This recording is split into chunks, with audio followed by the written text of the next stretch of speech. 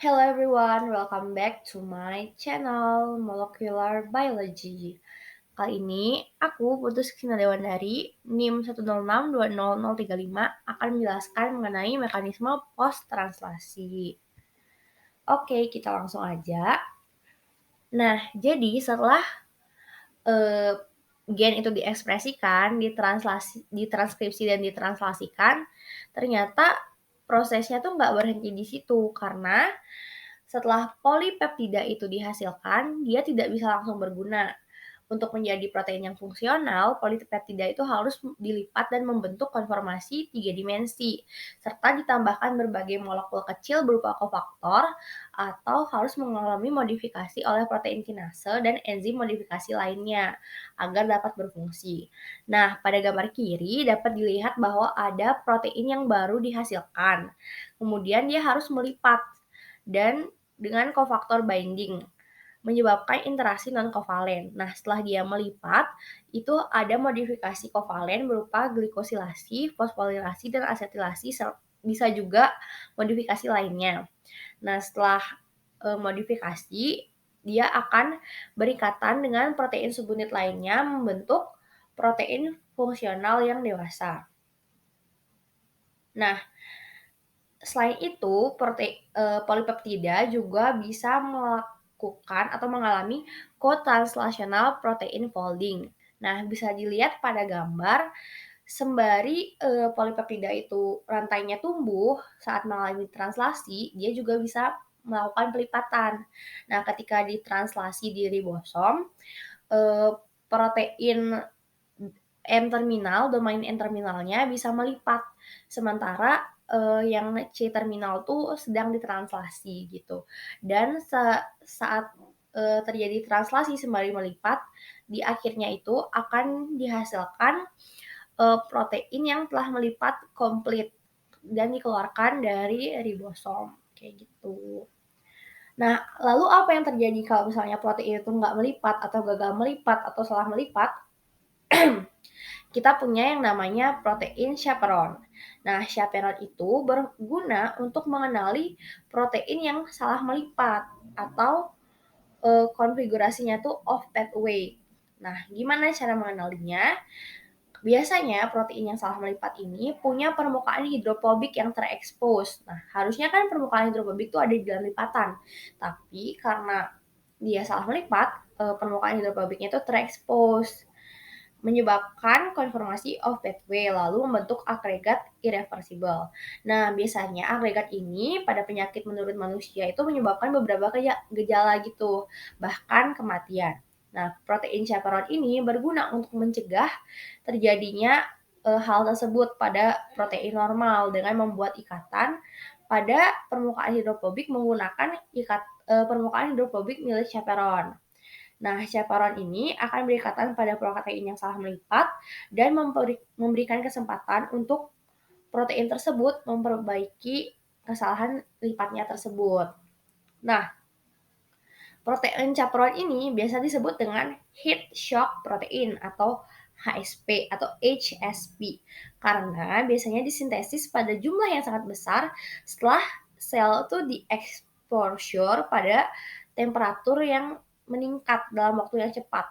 Nah, misalnya sel itu biasanya hidup di suhu 37 derajat, kemudian di-exposure pada suhu 42 derajat, sehingga banyak diproduksi protein chaperone karena protein chaperone ini merupakan mekanisme umpan balik. Protein chaperone dihasilkan karena sel tuh memiliki banyak protein yang salah lipat akibat peningkatan suhu drastis. Nah, chaperone tuh terdiri dari banyak jenis, ada chaperone HSP 60, HSP 70, dan setiap jenisnya tuh punya fungsi yang berbeda-beda misalnya. Dan organel yang berbeda itu juga punya chaperone yang berbeda. Misalnya mitokondria, itu punya HSP 60 dan HSP 70-nya sendiri. Dan retikulum endoplasma juga punya HSP 70 yang spesial yang disebut dengan BIP yang berguna untuk membantu pelipatan protein pada RE. Nah, HSP 60 dan 70 ini bekerja dengan serangkaian kecil protein yang berasosiasi untuk membantu protein lainnya untuk melipat. HSP berbagi afinitas untuk hydrophobic patches pada incompletely folded protein dan menghidrolisis ATP. Kadang berikatan dan mengeluarkan substrat protein pada setiap siklus dari hidrolisis HTP. Biasanya HSP70 ini bekerja pada early life protein atau sebelum keluar dari ribosom dengan berikatan ke string yang mengandung 4-5 asam amino hidrofobik. Pada ikatan dengan ATP, HSP70 mengeluarkan protein ke larutan sehingga memberikan kesempatan untuk melipat kembali atau refolded. Nah, berbeda dengan HSP70, HSP60 ini berbentuk barel besar yang bekerja setelah protein disintesis penuh. Nah, chaperone tipe ini biasa disebut dengan chaperonin dan membentuk sebuah isolasi atau isolation chamber untuk proses folding. Untuk memasuki chamber, sebuah substrat harus ditangkap melalui hydrophobic entrance ke dalam chamber. Protein kemudian dikeluarkan ke interior chamber yang dilapisi oleh permukaan hidrofilik dan chambernya kemudian ditutup dengan lid, sebuah langkah yang memerlukan ATP. Nah, di sini substrat diizinkan untuk melipat ke konformasi final di dalam isolasi, di mana tidak ada protein dengan agregat. Ketika dihidrolisis, lid-nya akan pop up, sehingga protein substrat baik yang melipat ataupun tidak akan dikeluarkan dari chamber. Chaperon biasanya membutuhkan banyak siklus hidrolisis ATP untuk melipat polipeptida tunggal dengan baik. Energi digunakan untuk menjalankan pergerakan mekanik dari mesin HSP60 dan HSP70, mengkonversi mereka dari bentuk ikatan ke bentuk keluaran. Energi bebas digunakan untuk meningkatkan akurasi proses biologis.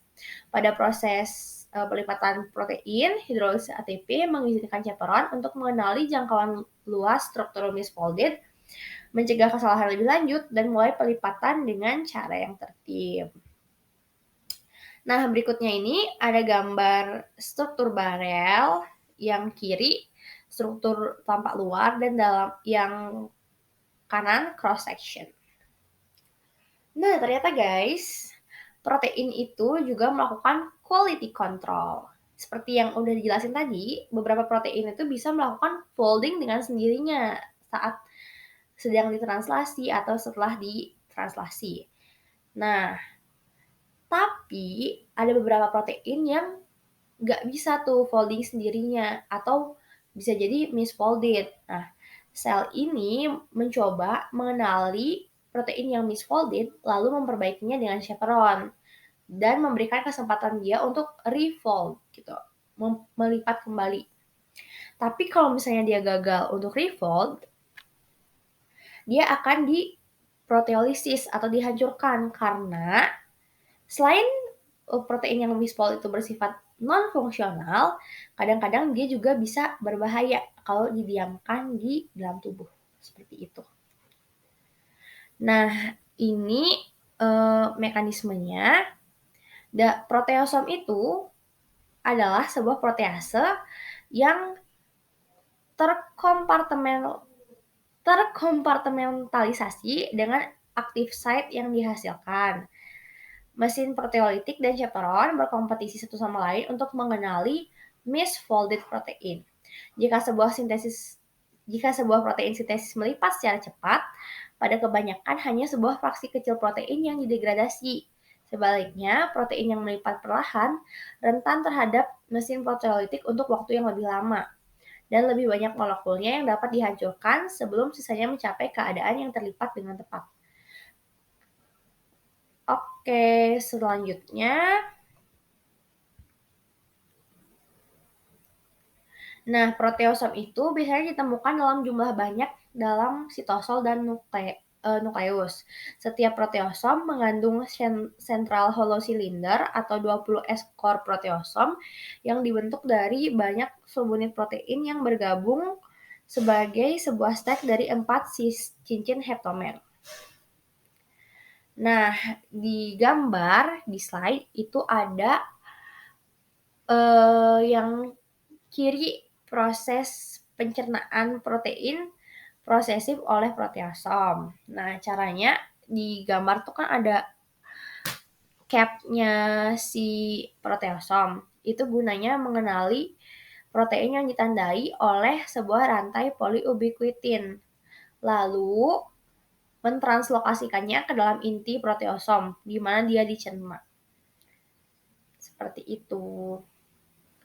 Di tahap awal, ubiquitin dibelah dari protein substrat dan didaur ulang.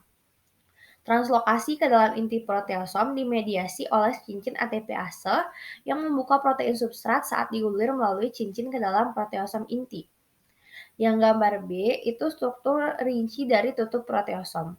Ada ubiquitin reseptor, ada cap-nya, ada target protein with polyubiquitin change, ada ubiquitin hidrolase, dan unfoldase ring.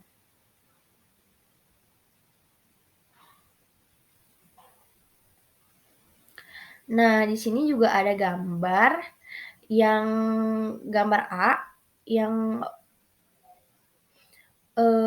biru itu ada hexameric ring, ada yang kuning ada proteasom core, dan ada cap. Nah, cap itu termasuk yang jingga, itu fungsinya mengenali dan menghidrolisis ubiquitin. Kalau yang hexameric ring yang biru itu tempat berlalunya ubiquitinated protein bergulir.